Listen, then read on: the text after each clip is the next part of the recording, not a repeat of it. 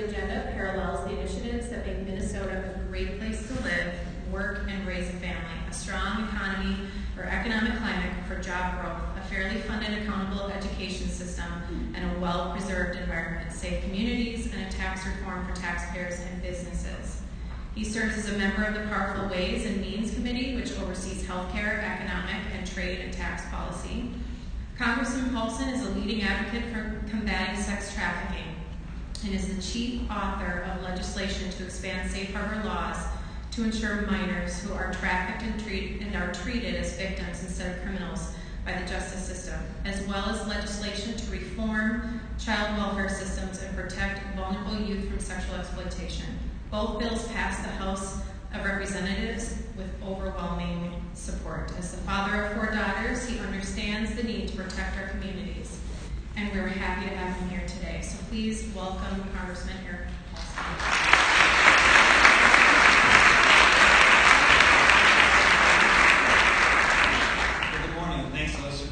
For having me here. It's great because Senator Klobuchar and I have had an opportunity to speak to many different organizations and groups like the Minnesota Chamber and the Women in Business component that you have here today. And it's something we believe in. And I'll be honest, I get to be on the Ways and Means Committee working on a lot of tax and economic issues, and they're business oriented. But I will say, bar none, this is some of the most gratifying work I've had a chance to work on and actually be a part of, because it literally is about saving lives and making a difference. And you can see it in some of the folks you meet with on the victim level. We have such a large nonprofit sector that here in Minnesota that services and helps a lot of these victims. I'll share some of those stories for the most part, because for a long time, Minnesotans and people around here thought, human trafficking, sex trafficking, that's something that only happens in other communities. It doesn't happen here. It's only in these countries that are far away. And the truth is, it's happening literally in every community around the country. It's inner city, it's suburban, it's in rural communities, and it's actually very alarming to think that it's that large. In fact, just last year, it was the fastest growing business of organized crime. And so, we're talking big numbers here. And so, we're talking about forced labor. It's a $150 billion industry. We're talking about $32 billion industry in the United States alone, outside of just the worldwide component.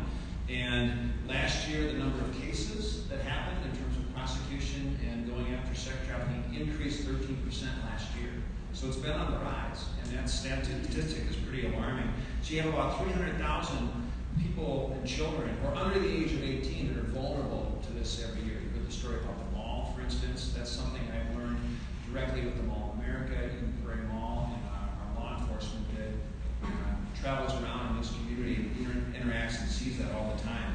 And it's one of the reasons why I think the FBI has identified Minnesota or Minneapolis as one of the top areas. It's 13 actually in the country for highly trafficked adolescents or juveniles and young victims that we have here because of our transportation infrastructure going up to the Dakotas, etc., which has been a large problem. I remember going on a sting operation last year with our suburban law enforcement folks here in Eden Prairie. And they teamed up with everyone on the 494 corridor. So you had everyone from Maple Grove down to Eden Prairie. And these are sophisticated folks that have learned how to use social media interactions, lure in the bad guys. And what they did was they posted an ad for a 15-year-old to have sex with a 15-year-old on Backpage.com.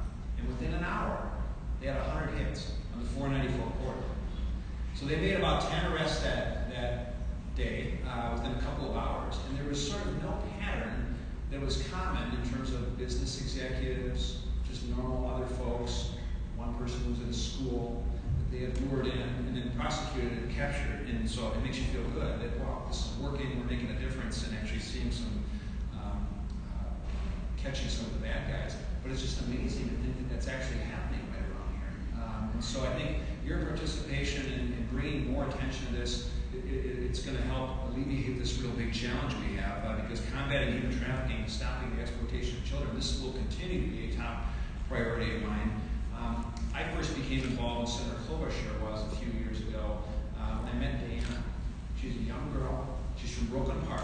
I met her through the Family Partnership, who have been doing a lot of work actually with helping service young victims, folks that have been homeless, foster youth, and kind of in that category of folks that get targeted that you might find that get lured into this industry. But she was getting raised by a single mom, and she had a situation in her family where her mom really didn't have a lot of interest in taking care of her or her siblings. So Deanna, at 13, ended up becoming sort of the mom of the family and taking care of her siblings on her own. And so looking for love and attention herself, she ended up becoming seduced by a man who promised to be her boyfriend and even promised to treat her the way she deserved. And literally within days, she found herself in Philadelphia and Chicago being trafficked. And she had the wherewithal to jump out of the second-story window and escape. But a lot of these young girls and victims don't, because they've been threatened, their families' lives have been threatened, and they're trapped. They're hooked on drugs, alcohol, etc., and they're scared, and they go into the shadows. And they are victims. We're talking about 12, 13, 14-year-old girls and boys, by the way, that essentially they've never had a driver's license, they've never gone to their first prom, they've never had those experiences, but they're trapped in an environment where they've been seduced and they can't get out of it, which is, again, a very devastating situation. But if you can give these victims with safe harbor laws, which is why we push so hard for these safe harbor laws, you don't prosecute them for drugs, you don't prosecute them for alcohol, and Minnesota as a state led the way. You get them services as victims, you get them back on their feet again. And by the way, they're more likely to turn into bad guys as a part of that whole process. And so that's what's working.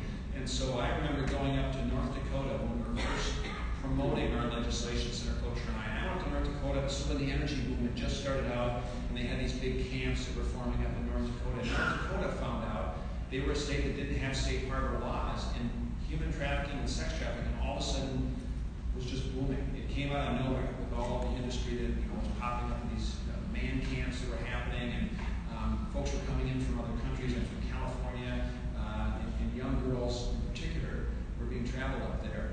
And then I was meeting with these folks in the hospitality industry, and they were asking a lot of questions because they wanted to find out, what has Minnesota done? I remember the North Dakota Attorney General came and said, what's a safe harbor law?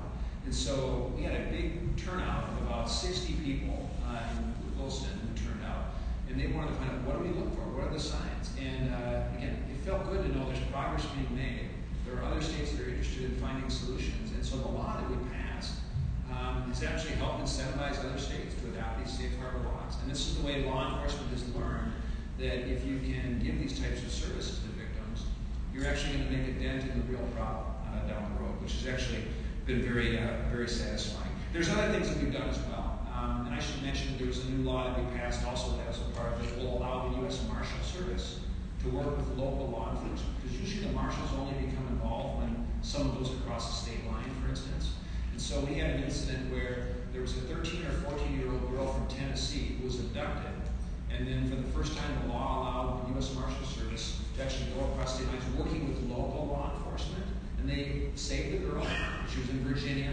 They rescued the girl, and they apprehended the bad guy. So I think we're going to hear more stories about that based on some of the laws we passed, not only to help victims, but put teeth in some of the laws or give tools to law enforcement to actually be tougher on the bad guys themselves and apprehend them. I want to share this other story too about Congress works really slow, and on a ton of issues, you can work your heart out and work so hard on something, and it gets stalled, or maybe it passes in either the Senate or the House, and you got to get through the other body. What has really been gratifying also is that this is an issue that's been very bipartisan, where we had speedy action. And I remember when the Star Tribune ran a series of articles a few years ago about what was happening in Minnesota, and we had an undercover police officer who's still active in this state, Sergeant Grant Schneider, who had been training folks around the country and still does actually law enforcement on how to go about this in a different way. So you, again, don't prosecute and actually provide services for victims. And so after this article series came out, I approached then the majority leader, Erik, and I said, hey, you have to read these series of articles, because a number of us have different legislative initiatives, and this is a real issue. We can actually do something.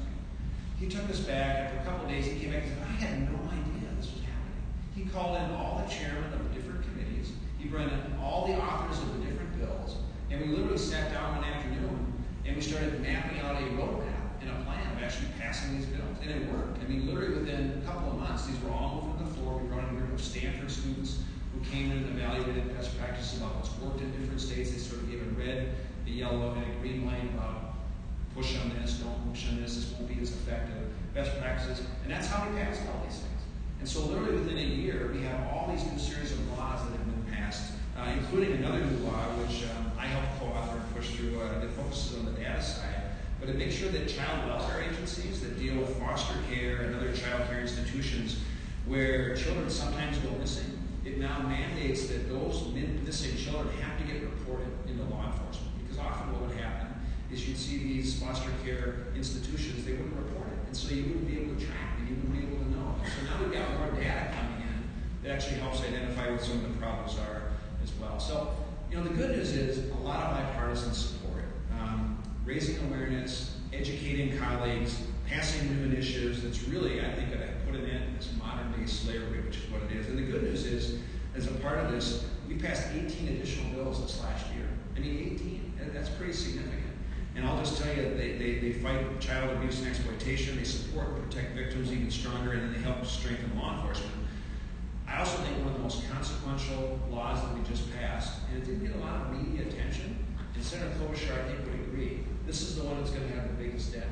But often these websites like Backpage.com or Craigslist, where they have these advertisements where people go online and they can just post whatever ads they want, there was no accountability and there was no liability that could be put onto the website for knowingly allowing these advertisements to be put, because it was free speech, right, and sort of protections put in place. Well, many of us have been pushing for years, and the tech industry and others have been really resistant to changes in the law because they don't want to have liability, right, the Googles and the other folks in the world. But at the same time, they want to be supportive of this. So we finally were able to move this through, and it was just signed into law in March, and it now holds websites accountable for any knowingly advertised websites or advertising that goes on for the facilitation of this type of activity.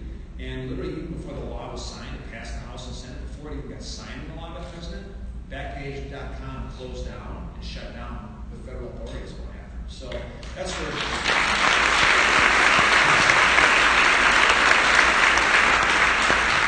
That's where 76% of all this activity comes from, is online. Now you still have the dark web, there's going to be little holes that we have to sort of fill in, but I think that's going to be clearly one of the most opportune, significant differences that we will see. Again, that's what's gratifying. You're really actually helping people. But there's more to be done. And I'll give you one example of another initiative that needs to happen.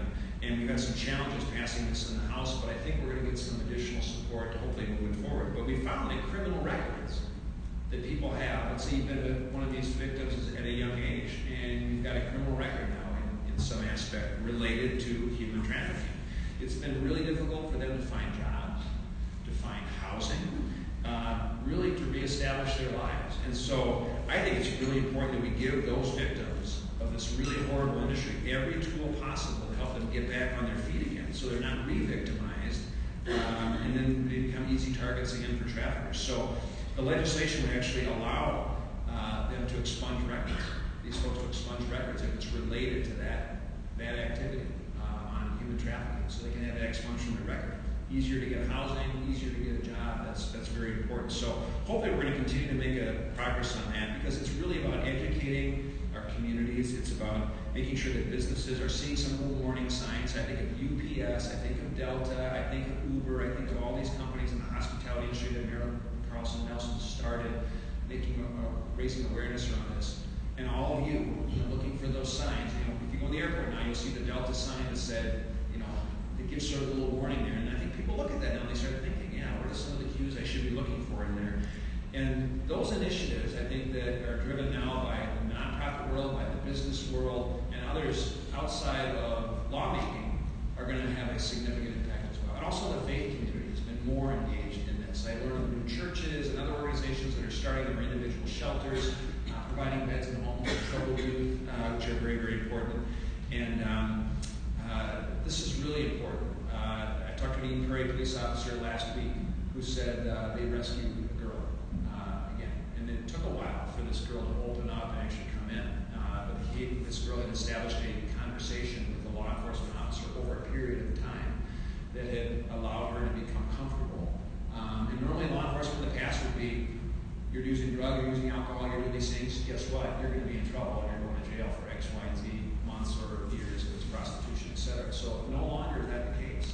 And And so a part of it is just sort of changing the dynamic, I think, of how this is looked at. And organizations like the Polaris Project that run the national hotline, that take these calls, or Clear Channel others that have done part of the nonprofit or the public service component. We did the state fair last year, building up to the Super Bowl, more awareness at bus stops and billboards.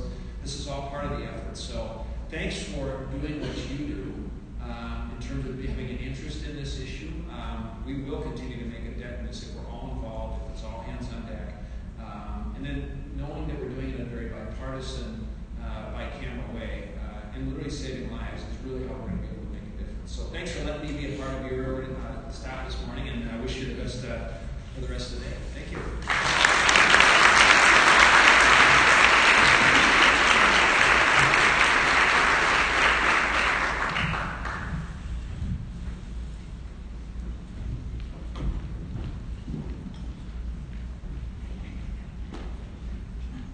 Thank you so much. I know we're running a little behind, so if you need to leave, we do understand, but we would like to get through some of these questions as well. Again, thanks for your input, time, and care towards this matter. Obviously, it's really important to all of us that are here and to those who may not have been able to make it. But we're going to go through some very similar questions. Consistency and looking at your thoughts. So again, what do you see as the business community's role in preventing human trafficking? Well, just to follow what Senator Klobuchar had said, I think the business community is, well, their role is this, is whether it's UPS or Uber or Google or some of the companies now that recognize, hey, we have an opportunity because we can not only make a difference in educating our employees on what to look for, new signs, but we can let the rest of the broader community out there know what we're doing. And that just transcends, I think, in terms of some of the things to look for. And so, again, when you walk in the airport, you see those Delta banners now. When I'm out with a Bloomington law enforcement officer and doing a ride-along, I remember this 4 years ago, and I was just learning, well, the hospitality industry is pretty big in Bloomington, right? A lot of hotels, and they're like, hey, it's like, we get real problems here. And, for years, our hotel managers, they didn't know what to look for. They didn't really know what to target. And they have identified their own standards of accountability or recognition. And you may go into a hotel now and see a plaque of certification, meaning they are a hotel operation that has now met all their sort of best practices checklists to certify themselves as we're on top of this issue. Well, and the more that it's in front of us, like the signs and really the warning signs, we're going to be more aware of it. I mean, it is the way it goes. And so several affected industries and companies have taken it upon themselves to jump into the solutions. How do you plan to work with them on this?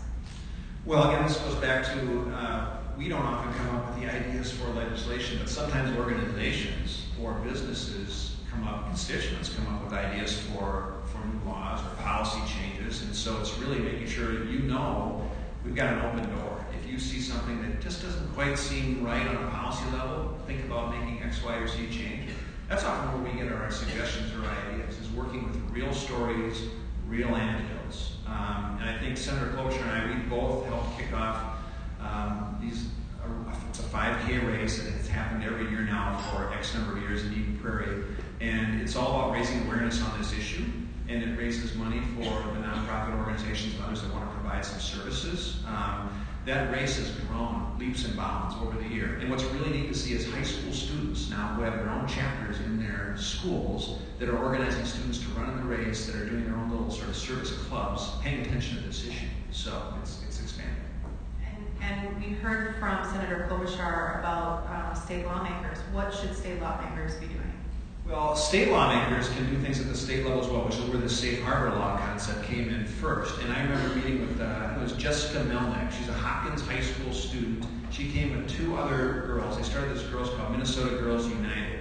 And they came up with an idea at the state level where they thought that some of the child exploitation issues should be a part of curriculum in a high school, just to raise awareness among each other. So that's a debate I think that's happening right now at the state capitol, right? Should that be in a curriculum, or should that be left only to school boards, or should the state say, hey, school boards should be doing this? So I think there's some opportunity for some additional measures at the state level on our education awareness that our students have actually identified as an opportunity.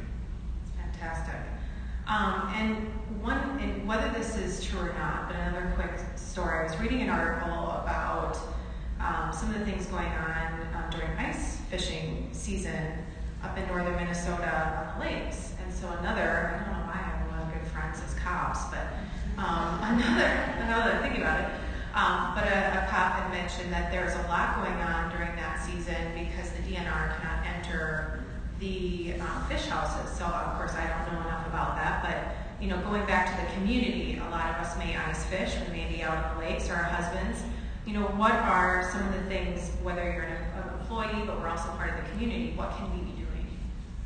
Well, and again, that's the first I'd heard about that sort of ice fishing component. But it probably comes down to the whole concept of being aware, right? If you see something, say something. If something doesn't quite look right, you want to make sure at least you report it because you're going to feel better about it. And guess what? You actually may be helping somebody. And, they have said that some of the young girls who travel on an airplane, for instance, or in a truck, they usually have their head down and they avoid eye contact. So they may not look like they're the young grandchild of whoever they're traveling with, or the young son or daughter of whoever they're traveling with. And so those are some of the things to look for. Something just seems a little off balance or doesn't quite seem right. And so part of it is just raising awareness. And I think now with some of the changes we've seen in some of the internet connections, we're going to make a bigger difference.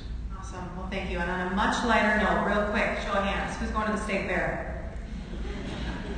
All right. Favorite food item at the state fair? What would that be? Favorite food item at the state fair? My favorite food item, I think, are the wild rice hamburgers. I love those.